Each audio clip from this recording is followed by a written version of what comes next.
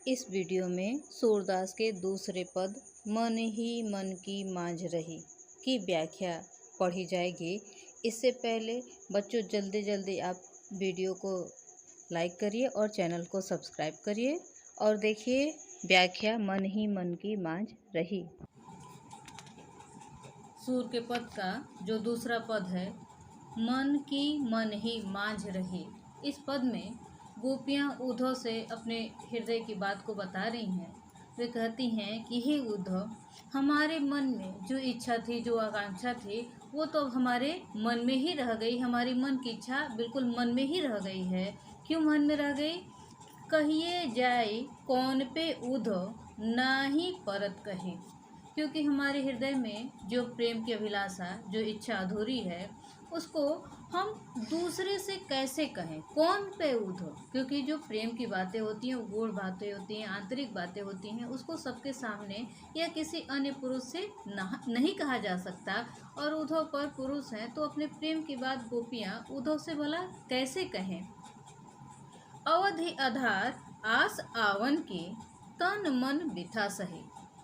वे संकेत रूप में कहती हैं कि हे उद्धव, हमारे मन में एक आस थी कि एक अवधि बीतने के बाद कृष्ण वापस लौट करके गोकुल आएंगे, और इसी आस में हम अपने तन और मन की व्यथा को, हमारी जो विरहाग्नि है, उसको हम झेल रहे थे कि कभी न कभी तो कृष्ण लौट करके हमारे पास वापस आएंगे ही।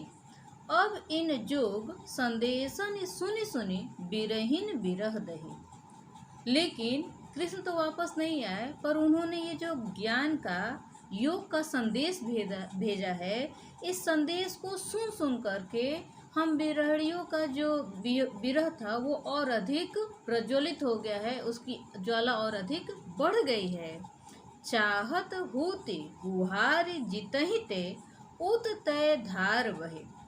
यहाँ एक विरोधाभास का प्रयोग किया गया है। गोपियाँ कहती हैं कि हम जिससे गुहार जीते थे, जिससे हम गुहार लगा रहे थे कि उनसे हमें प्रेम की प्राप्ति होगी, वहीं से धार बहे, योग की धारा बह रही है। यानी जहाँ से प्रेम की उम्मीद थी, वहाँ से योग की धारा बह रही है। हम तो यह सोच रहे थे कि कृष्ण वापस आएंगे और हमारे प्रेम के प्रतिकार स्वरूप हमें प्रेम प्रदान करेंगे, लेकिन कृष्ण ने क्या किया?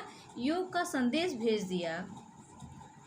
सूरदास कहते हैं कि गोपियाँ उद्धव से कहती हैं कि अब धीर धर ही क्यों, मर ज़्यादा न रहे। कि हे उद्धव, आप ही बताइए कि अब हम धैर्य कैसे धारण करें, क्योंकि कृष्ण ने तो प्रेम की मर्यादा का निर्वाह ही नहीं किया। क्योंकि जब भी कोई व्यवसाय किया जाता है, कोई कार्य किया जाता है, तो दोनों पक्ष अपनी अपनी मर्यादा का पालन करते हैं।